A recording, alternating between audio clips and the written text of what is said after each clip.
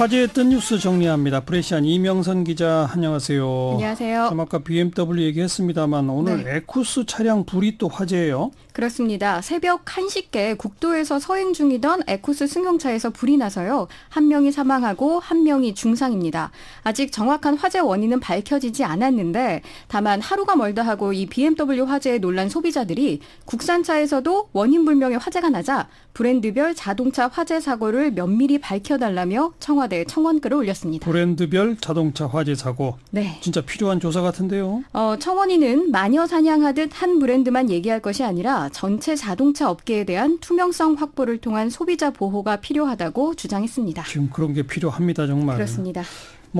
게다가 산불, 또 공장의 불, 화재가 많네요. 오늘 유독 화재 소식이 잇따랐는데 경기도 파주의 한 도장 공장에서 불이 나서 2명이 부상을 당했습니다. 낮 12시께 알루미늄 공장 한 곳에서 시작된 불이 공장 3곳을 모두 태웠는데요. 현재 불은 진압된 상태입니다. 또 오전에는 울산시 울주군 야산에서 불이 났는데 인명피해는 다행히 없습니다. 하지만 오후 4시 현재 3만 제곱미터의 임야가 불에 탄 것으로 소방당국은 추정하고 있습니다. 네, 그나마 참 다행인데 미국은 어디요? 캘리포니아? 네. 캘리포니아 북부가 2주째 화염에 휩싸였습니다. 7월부터 동시다발로 발생된 산불인데 지금까지 서울 면적의 2배가량이 불탔다고 합니다. 이야, 대단하네요. 이 산불의 위용이 얼마나 대단하냐면요. 파이어 토네이도라고 해서 회오리 바람을 닮은 연기 기둥이 국제우주정거장에서 포착될 정도입니다. 네. 지금 아직도 진화 안 됐죠? 그렇습니다. 캘리포니아주는 산불 진화를 위해서 소방관 외에도 군인, 교도소 재소자, 해외 지원대까지 무려 14,000명을 동원해 불길 확산을 막고 있는데 진화 훈련을 받은 이들은 시간당 $1를 받고 불길이 번지지 않도록 마른 덤불과 고사목을 제거하는 작업을 하고 있습니다. 그럼에도 불구하고 현재 40도가 넘는 폭염에 강풍까지 불고 있어서 완전 진화까지는 한 달이 걸릴 수 있다는 예보입니다. 화재 원인은 밝혀진 게 있나요?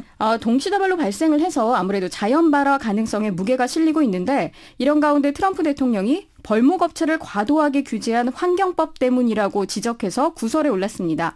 뉴욕타임스와 워싱턴포스트는 이를 황당한 주작이라고 일축하면서 폭염과 화염 등 전 세계적으로 뜨거운 여름의 배후로 기후변화를 지목했습니다. 네, 아무튼 빨리 불길 좀 잡아야 될 텐데요. 또 다른 소식은요? 태국 동굴 소년들 기억하시죠? 예, 다들 무사히 나왔잖아요. 네, 동굴에서 학생들에게 용기를 북돋으며 무사 탈출을 도운 코치 그리고 학생 몇몇이 태국 국적이 없는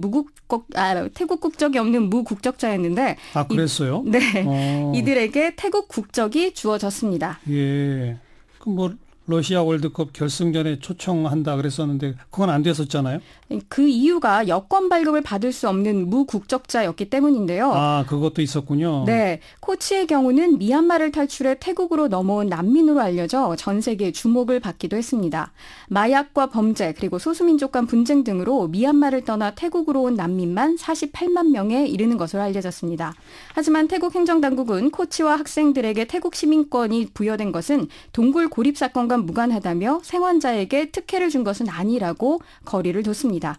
이들 외에도 30여 명의 무국적자들이 이번에 시민권을 받았다고 합니다. 네, 아무튼 반가운 소식이고요. 네. 그리고 마지막 소식은? 제14호 태풍 야기가 북상 중이라고 하는데요. 일단 상황을 지켜봐야 할 것 같습니다. 기상청은 다음 주 초 서해안으로 이 야기가 접근할 것이라고 예보를 하면서도 변동성이 커 한반도에 직간접적인 영향을 끼칠지는 불분명하다고 밝혔습니다.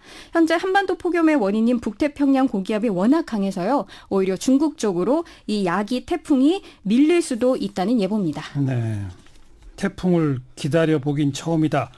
이런 분들이 있는데 아무튼 피해는 주지 말고 폭염은 좀 누그러뜨렸으면 좋겠습니다. 네, 그렇습니다. 수고하셨어요. 감사합니다. 프레시안 이명선 기자였고요.